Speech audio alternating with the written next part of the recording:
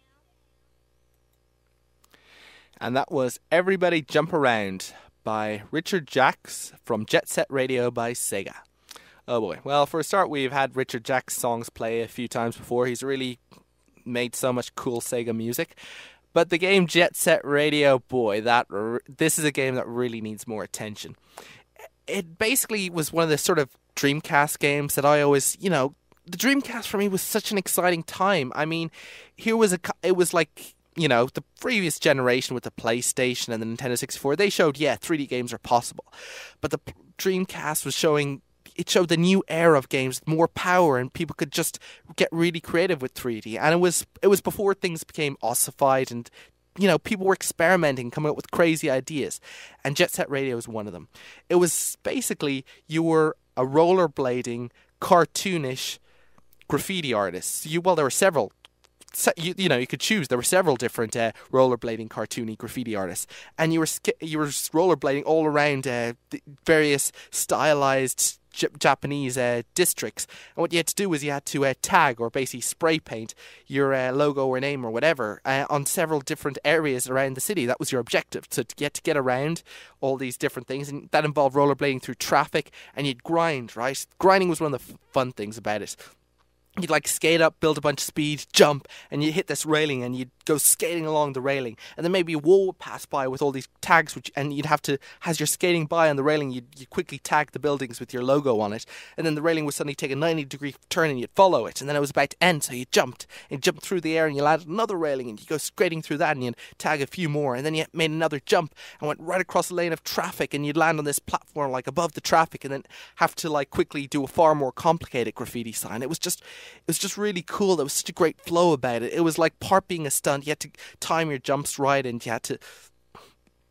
And the whole time, of course, at first it started off pretty easy, but then there was this cop with really bad 90s hair who would start attacking you with this revolver, and then of course if you kept getting at it, it's practically the military would practically be called in, and all these attack helicopters would be called in and try to shoot you down, and you could actually take down a chopper by just skating right up onto it and then grinding right across one of their rotating helicopter blades. So I mean, this was a game that just had a lot of fun to it. It was ridiculous. Often you'd be fighting off again, you'd get regaining territory from another gang, but they weren't like real gangs. They were all these cartoony things who was wearing all these suits or had this ridiculous theme going. So you'd just be going through all these zany, crazy locations and dealing with all this weird style of gang members, and everything was bright and colourful and blue sky and everything. And also, for there was also a couple of extra stages set in America, which is one of them was the entire of basically Times Square effectively, and you get really, really high and by skating across all the scenery, and you could even do wall jumps. You could jump against and skate against a wall and jump off again, and that was pretty new at the time. And it was just one of those games with a great sense of flow, and you just go around and it was all just set of fun, and you'd realise technically I'm playing as characters who are breaking the law and causing graffiti, but I mean, there's just the whole sense of escapism and fun and all the larger than life enemies, and it was just one of those games that was kind of countercultural and crazy and fun, but it was just fun, really. And that's kind of one of the most important things about it, whether it was just trying to get the stunts right or just try to skate down, or just the fun, or just the whole craziness of the situation. So, I don't know, great game and a lot of fun, all right. As you can hear, it had a pretty funky soundtrack, and indeed one of the characters in the game, not playable, was actually a DJ who would keep giving a running commentary on what was going on and throw down some new tunes. So, music was really definitely a part of this game, so good game, all right. So, let's move on to our last track, and it is from Link's Awakening. I know I don't play much Zelda music, but I mean, this is a classic Game Boy game. I played it a lot. It's Link and Marin's song, and the composer is Yuichi Okasi, Kazumi Tyoko, Minako Hamano, and Kazuo Ishikawa. Now, Link's Awakening is quite a game. I mean, it was the first full Zelda game I played. I know there were a couple more before it and everything. But essentially you're Link, the hero of Hyrule, and you're on a ship, and it's very stormy, and you're just when you think it gets struck by lightning. And it's a bit of a cliche, of course, because when you normally normally when someone gets knocked unconscious and falls into the sea, what normally happens is they don't get washed ashore some island and somehow revived miraculously. But that's what happens, and you wake up in a bed, and apparently there's a sweet girl called Marin who's nursed you back to health and wondered what's going on. And essentially you're on this quest around this nice big island, going through all fighting monsters, these dangers, but also exploring a nice little city and meeting some nice characters as well. It's a beautiful game. It's pretty damn expansive as well. A lot of dungeons, even some side-scrolling platforming sections almost. Most of the gameplay involves going through these dungeons and trying to figure out, hit the right switches, slay the right monsters. There's a lot of action, and like a lot of other Zelda games, you gradually gain more and more weapons and, attack the monsters in new different ways, and it's all fun and light and everything. And it's a good game. I mean, I really like it for that, and it's good. But, what kind of got me a little was the emotion about it. I mean, there's not that much storytelling or not that much character interaction in the game. And but I mean, like I said, you start up by meeting this nice girl and who seems caring and genuine and kind. And even at one stage in the game, there's a nice point where you sit down on the beach and she talks about her dreams and where she wants to go with life. Now, she seems sweet and you really want to interact with her and, just support her or help her or whatever. But the problem is, the character you're playing as is a mute character. I mean, this is kind of Link's trademark throughout the entire series. There was one time he did talk in the CDI games, but most people don't speak of that. The idea is it's that, by not speaking, it's easier for people to project their own character onto the character protagonist themselves. And whether or not that kind of works, it kind of works in some points because you're not distracted. But the truth is, sometimes there's something that happens in the game world and you're just crying out for the protagonist to react to it, to say something.